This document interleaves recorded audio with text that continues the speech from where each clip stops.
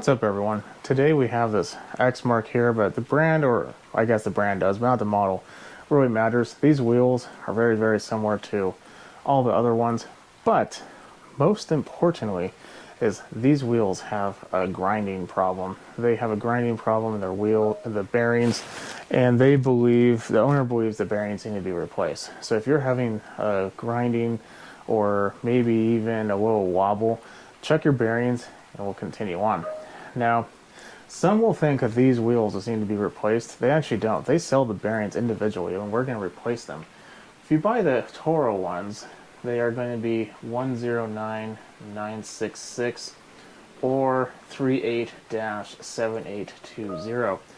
Now, those are going to be expensive. They're like 18 bucks each. You can buy the Stens ones, which I've used many of times. I've never had to replace the Stens, with the exception of maybe one or two times, but that they had seasons of commercial use, hours every day. So feel free to get a little cheaper ones.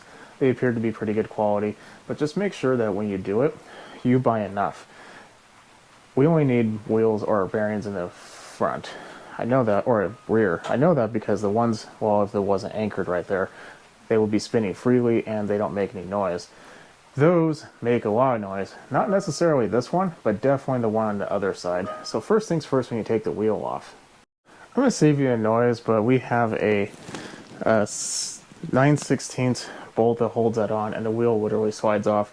I have this up on a block, but you can tip this over for this side. The other side's a little more difficult because you shouldn't tip over the carburetor facing down, only facing up.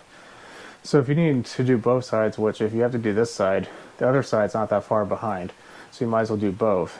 You're going to want to tip it up on something so the wheel is free. But yeah, just need to take it off.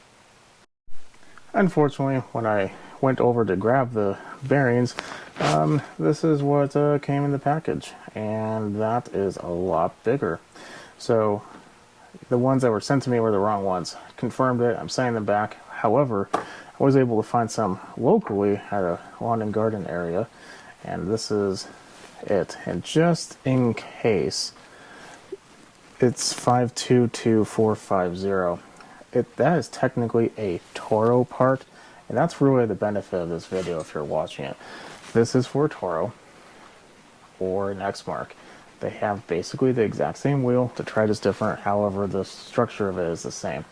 So what we're going to do, when I took this one off, the bearing actually stayed inside on the machine. Took that off, so we have that. However, we need to get the one on the inside. So what I personally like to do is I like to take a junk extension. Right now it's on a vise with it open, and the open part is in the center. I take a hammer, just hit it out. So I pounded it out. Everything comes out pretty easily, no dramas. However, when you put a new one in, you're going to be tempted to just take a hammer and pound it in. Don't do that. Personally, I take a socket that's just big enough for the outside. That's key, not the inside. You do not want to hit it on the inside at all. When putting bearings in, assuming you're not doing like interference fit, you need to get it warm and cold, and it's to the point where you need that temperature difference. If you're just doing like we are, just in something soft like plastic, you hit it on the outside or whatever side it's going to be resting in. The whatever area it's going to actually be inserted later or used, don't do that. In our case, the center of the, rod for the wheel is going to go in the middle. But so I'm going to take a socket and I hit the outside and get them pressed in both sides, and then it's ready to go inside the machine. And blam, the other side's in. Everything is nice and ready to go. You literally just put on the machine, tighten the bolt up, make sure everything's lined up with the gear, and you're good to go. The front wheels, if you are going to be doing them, like I said, I mean, that's pretty good. I don't hear anything. It's not wobbling or anything, so I don't believe these are going to be a problem. It's almost always the rear ones, but maybe a little more.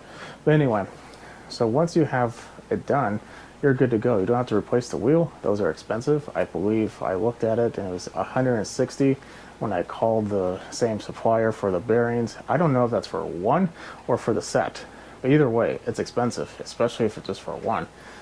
The bearing itself, the OEM one, is like 18 bucks. That's a big difference. So if your wheel's in good condition, this is a good way to extend the life of it without having to worry about crunchy wheels on your Exmark or Toro. So, like we see, keep watching, subscribe, follow me on Instagram at SmallEngine101. If you have any questions, leave a comment. If this helped you out, put a thumbs up because that definitely helps me out. And I'll see you on the next video. Have a good night.